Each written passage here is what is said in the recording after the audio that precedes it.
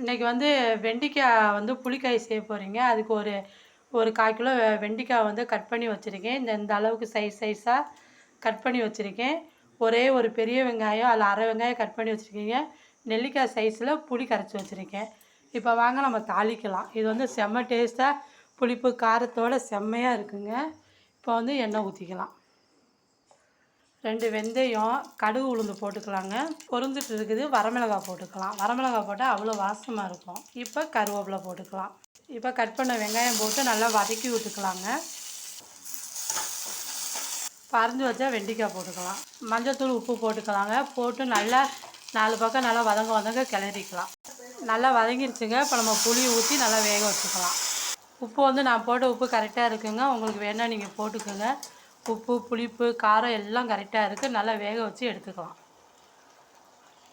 புளிக்காய் செம்ம டேஸ்ட்டாக ரெடி ஆகிடுச்சுங்க. டைமுக்கு அடுத்த வீடியோவில் பார்ப்போம்.